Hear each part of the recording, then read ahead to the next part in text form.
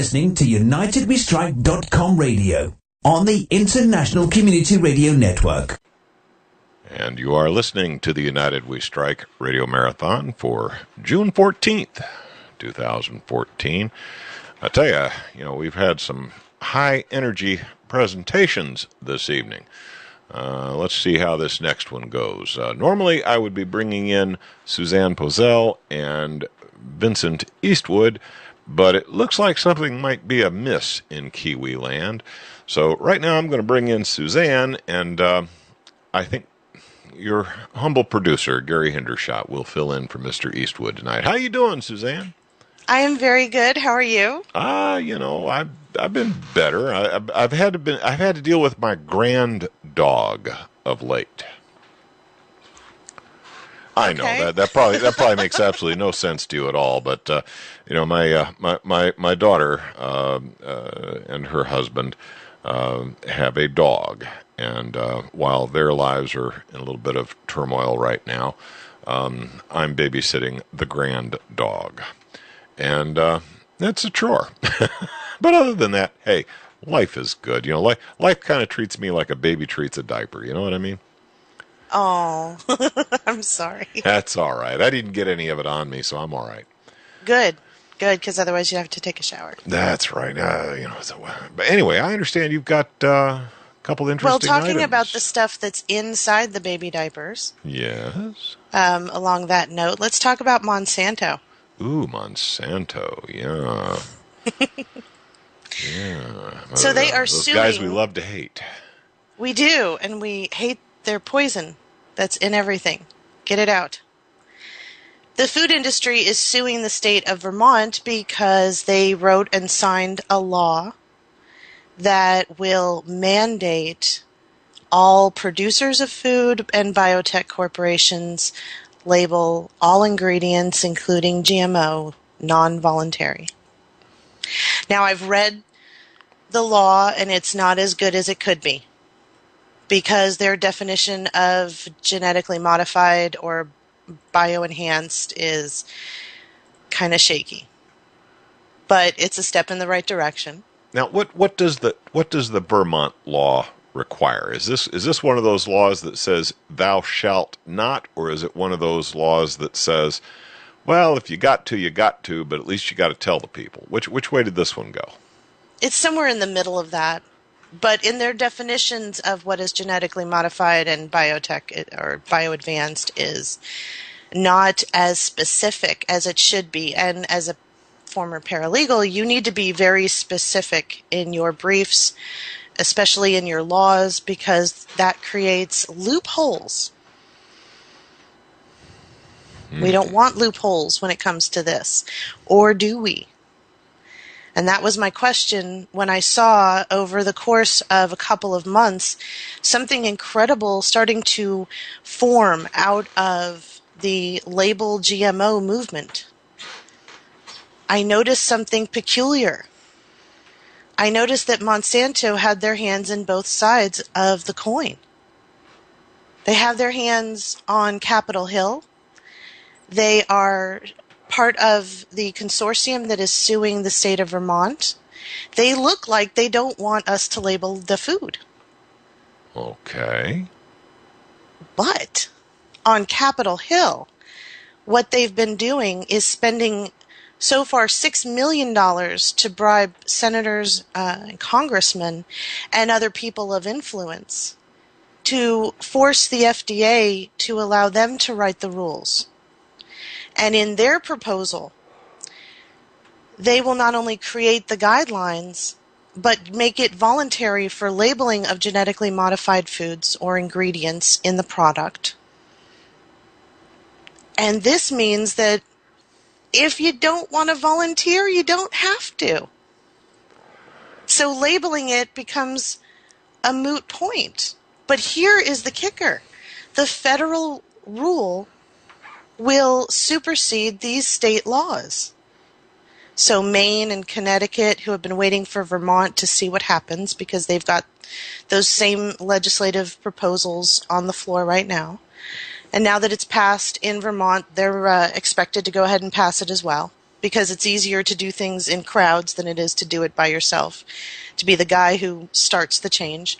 But when Monsanto is up on Capitol Hill, along with their biotech friends and Big Agra, National Corn Growers Association, National Restaurant and Beverage Association as well, and all their little friends with all their little pockets filled with money right now, saying that it's voluntary when it comes to genetically modified foods. Well, and let the biotech industry write these guidelines. Now, of course, I'm kind of libertarian on these things. Don't get me wrong. I don't even agree with the libertarians. I would not want to belong to a club that would have me as a member, so I don't even want to be associated with the libertarians. So you're quoting communists? You betcha. You betcha. But, I've always kind of figured if this GMO was so good, they'd have, in big bold letters on the box, contains new whiz-bang GMO suchamajigs, I mean, they'd be bragging about it. If this stuff was so good, they'd be bragging about how great it was. And, I would not pass a law that says you cannot. But I would pass a law that says if you're gonna, you got to let people know. I mean, just for an example, okay, if I buy a can of something that says on it, beer, okay, I have an image in my mind of what's in beer. I know it's going to be barley and hops and, I know how beer is produced. And in general, I mean, you can agree or disagree, but in general, beer is a fairly healthy drink. People have been consuming it for, thousands of years. And, you expect beer to have certain content. But when you come to find out that beer is no longer beer, well, then they should put it on the can, not beer, so that when I'm making my purchase as a consumer, I can make an intelligent buying decision. Now, if I want not beer, that's my business. But if I really, really, really want beer, it should be beer, not something with genetically modified nonsense in it. Now, how would you approach things? Would you just have a blanket, you cannot do it? I think it needs to be removed from the food supply immediately. All of it gone. Period. What we're seeing right now, bringing us back to this labeling issue, what we're seeing now is they are also not only on Capitol Hill working the FDA and Congress and the House, or the Senate and the House, but they're also working groups like Renew Richmond, who put on the rally and put up money and coordinated the event for March Against Monsanto in Richmond, Virginia. Now, Renew Richmond is a nonprofit corporation whose mission is to, quote, help empower individuals from all walks of life to cultivate healthier lifestyles through the growth of through growth and food production. And they organized, like I said, the rally in Richmond, Virginia for March Against Monsanto. Now, Renew Richmond is an enthusiast of 4-H. And if you grew up in a rural community or if you're living in one, you know what 4-H is. They're all over the country. They represent an estimated 6.8 million children from age 5 to 21 in at least every county in this country, as well as 80 countries worldwide. So the fact that they are supportive and backed behind 4-H is very important, because Monsanto combined forces with 4-H several years ago. Interesting. Now, John Lewis, the director of Renew Richmond, is a staunch supporter of labeling GMO. And in fact, his speech to March Against Monsanto protesters in Richmond, Virginia, was specifically about labeling GMO and getting them behind it. It was more like a pep talk. When I watched the video of it, a gentleman who is a press photographer was there. He videotaped. He brought this portion of my article to me several weeks ago, and we did an interview with Vinny Eastwood, so I'm sorry he's not here to talk about it. I was floored. I checked out all of his documentation all of his evidence showing the correlations between Monsanto and Renew Richmond, who organized, put together, funded this march. Now, this is just one place. I'm not saying that March Against Monsanto is completely infiltrated. I'm saying that Monsanto combined forces with 4-H a long time ago. And 4-H and Renew Richmond are tied together. And John Lewis is very, very adamant that we need to label the food. So what it says to me, folks, is Monsanto and the biotech industry and Big Agra and all of these associations for all the food that we eat, they don't care if we label it. In fact, they want us to. Because they know on Capitol Hill they're going to get to write the rules and regulations that they voluntarily can comply with. And they don't get penalized if they don't comply. Or they're going to get you to vie for labeling the GMO. And then we'll have a bunch of states that have all these different rules and regulations, and most food crosses state lines several times. So we're going to have all these problems, which will then force the federal government to come up with a catch-all blanket to fix this labeling problem. And bam, Monsanto's back in. They're writing the rules and regulations. They want it labeled, folks. They're playing both sides of the coin. And it's happening right now. This is a warning bell. For me, I think that we need to look and be aware of how sneaky it is. If someone wants to come support your movement or your protest, check those people out. Find out who they have lunch with. Find out who funded their organization. Seriously. Somebody didn't do their homework, and that means that Monsanto has gotten their little tentacles into March Against Monsanto. That doesn't make any sense. We need to be careful, and no, labeling is not going to work. I just proved it to you. We need to get rid of it. It's dangerous. It causes so many problems I can't go into it because I only have about 15 minutes left. We need to get rid of it. Gone. Why should we pick up a peach and have a little label on the back of it? That's ridiculous. We need to have it gone from the food supply completely. But think about this, folks. Monsanto is getting really nervous because Japan just said, hey, we don't want your GMO stuff. France doesn't want it. China doesn't want it. They're losing customers. America is one of the biggest customers they have. They don't want to lose us. So they're doing this whole labeling dance with us, thinking that if we think that they're compromising, we think that we somehow won. No, we don't win, folks. We lose. As long as it's in the food supply, we lose. We will get sick and die from it. All right, you convinced me. I don't want any of that stuff. But I keep thinking, if they're forced to label it, those people who want to buy it will buy it. Those people who don't want to buy it won't buy it. I have a sensitivity to the GMO corn. I do live in Virginia, and Virginia is a big corn growing state. And man, when the corn would come in, I would just be salivating because this one of nice piece of corn on the cob was always one of my favorites. But I can't eat the stuff anymore because I have a reaction to it. I'm not sure if everybody has the same reaction I have, but I'm telling you, I can't be 50 feet from a bathroom after I've eaten the yellow corn, which I understand is almost all genetically modified now. So there's something in that corn my system don't like anymore. So yeah, I like to avoid this stuff. I would like to have it labeled so that I could make that decision. But, you may be right. Perhaps labeling isn't enough. Perhaps we just need to get it out of the food supply. What else you got for us this week? I understood you had a couple of hot topics you wanted to talk about, and I don't want to burn up all of our time beating up on Monsanto, although they're worthy of beating up. I think we gave them a very good butt whipping. Yes, Monsanto, are you feeling the thrashing?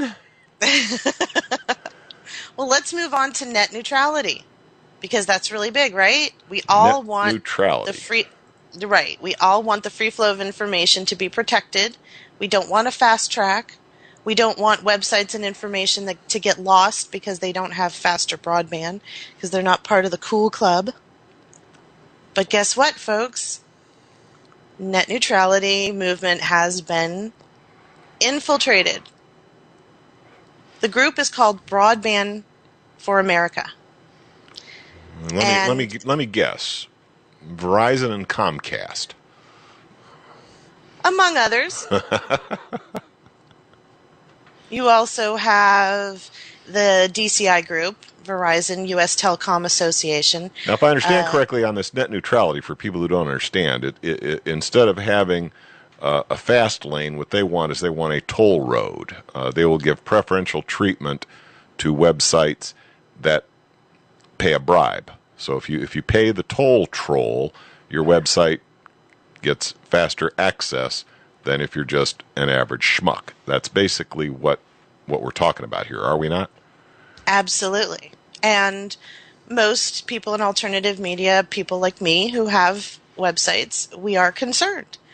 Because if we don't want to pony up the money, then our information doesn't come up in search engine with keywords, so you won't find us. This is extremely important. The alternative media and independent media basically thrives from the internet. So without free access to people finding through keywords our articles or our information on YouTube, we're dead in the water. This is extremely important. And of course, you got people like me who do streaming, and I pay a lot for my internet connection, so I can have a really, really, really strong internet connection to be able to do this kind of stuff. But from what I understand, if we lose this net neutrality framework that we've been operating under for about the last 20 years, if I want to do my streaming, not only will I have to pay a premium price to get a fast internet connection, but I will also have to pay an additional fee to be on that toll road. So if people want to listen to my stream or watch my video segments, I've paid the toll, so they can actually see it in real time. What they are trying to do is they are trying to eliminate this concept of net neutrality. Right now, everybody has, in theory, all the routers are supposed to be programmed so that everybody gets the same level of access to any place they want to go. So whether you're going to a porn site or Gary's streaming video, you're supposed to get the same level of access. End of conversation. Everybody gets treated the same. What these big shots want to do is they want to set up a toll road so that those who are willing to pay for it get preferential treatment. And you're saying that the industry associations have now gotten on board with calling themselves net neutral when in fact they are surreptitiously trying to scuttle net neutrality? Yes. See, these guys figured out that we're going to protest and that we're going to fight back. So they've gotten really good at infiltrating our movements. We need to pay attention. We just need to look around and question and research people before we get involved with them.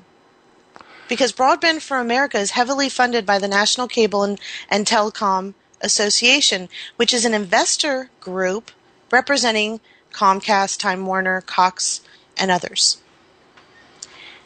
They have invested $3.5 million to create fake revolutions for net neutrality, fake protests.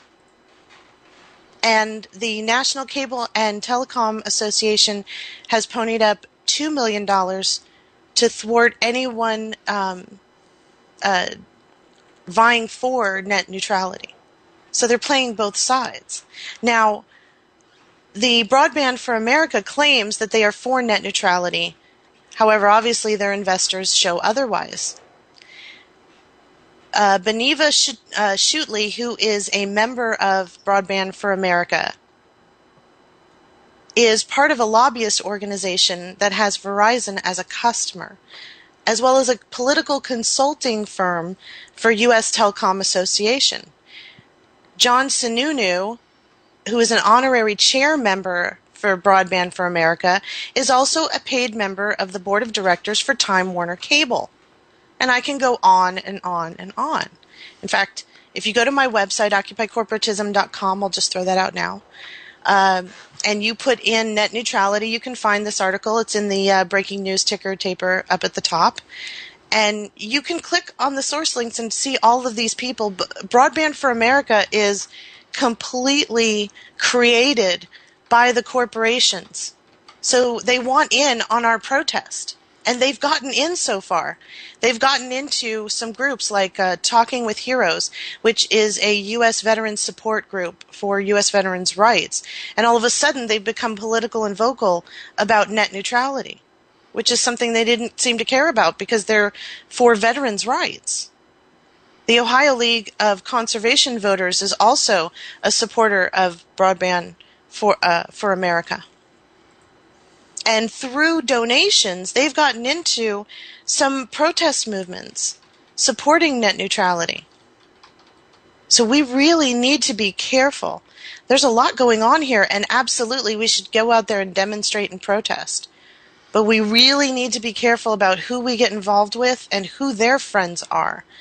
Because otherwise, if you're 1 degree separation from your enemy, then you're in trouble. So what can I do? Actually, 2 questions. First of all, what's wrong with taking money from the bad guy to do good things? I want you to answer that question, because in both of these cases, both in Monsanto and the net neutrality issue, there is a potential here to take some funding from the bad guy and use it against him. So I being kind of a cagey operator, I can see certain advantage to that. But the other question is, okay, what can I do to try to maintain the internet as it is? What group would be safe to get on board with, and maybe throw them a financial contribution or lend them my personal support? Who's doing the right job for what needs to be done on these issues? Well, to answer your first question, I go back to the example with Monsanto. When it comes to labeling, they want us to, because either way they win. And they've already laid it out. So they're spending money on Capitol Hill. They're spending money through organizations to get into March Against Monsanto. They want the states to go ahead and sign these label it legislations because they know that the federal rules are going to supersede it anyway. And they know that in the end they're going to write it. So with net neutrality, why is it any different? We see the same telltale signs of the beginning stages with broadband for America. I don't think it would go any differently than it's going with the labeling of the GMO. Eventually, the telecom corporations will win. They're just biding their time. They're just getting in so that maybe if they control both sides of the coin, they get this done a little bit faster. Maybe this is an expedition tactic. But either way, they know they're going to win. They're going to have a toll road. Unless we expose what's going on with Broadband for America. We expose what happened in Richmond, Virginia. And we refuse to get involved with these people. We do our homework. We look them up. Lots of people have pages on LinkedIn now. You'd be amazed. People who claim to be an alternative media, go to their LinkedIn page and you see how they're connected to NBC and Intellius and all sorts of crazy stuff. Go to the LinkedIn page and find out who the director is. Go to the board of directors. Go to the About Us page. It's usually next to the home page at the top. That's the first place I go. And you'd be amazed. Go to the board of directors. Go to the board of trustees. Find out who their friends are. It's going to take you a minute, but at least you know that you're not going to be infiltrated.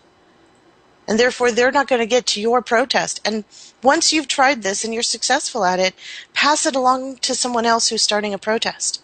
Pass this information along. Pass your technique along to someone else so that they can use it and perfect it, and pass it along to someone else that they know is starting a protest. We need to pay this forward.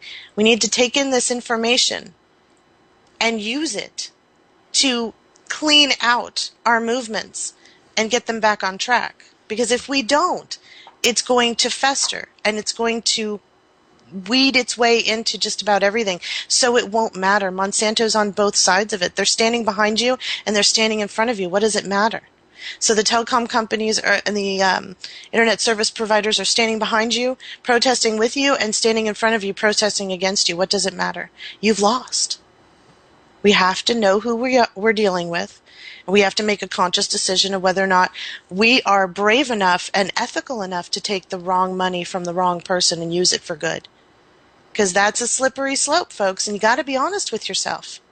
I know someone who I've been friends with for 5 years, and I'm watching her turn to the dark side because she wants to be a senator in the state of Washington. And it breaks my heart. And I know that she's a good person. And she's completely selling out under a Republican ticket because she wants that. It doesn't have anything to do with her potential constituents. So we need to be careful about our own moral compass. But if we just get rid of the infiltration, then we don't have to worry about our moral compass. So just get rid of it. Susanne, on that note, you know what time it is. Blatant self-promotion time. Oh, and a quick question. Are you up for roundtable? Absolutely. Good. I've got you already signed into that group. We might even try and drag Vinny in kicking and screaming, though I don't think he's woke up yet. But please, your websites, where can people find out more about what you're all about? OccupyCorporatism.com is my headline news site. I write 6 days a week, about 3 or 4 or 5 articles a day. Last week I was writing 5 or 6 articles a day. The USIndependent.com is the news agency that I started, and that is the online newspaper for it.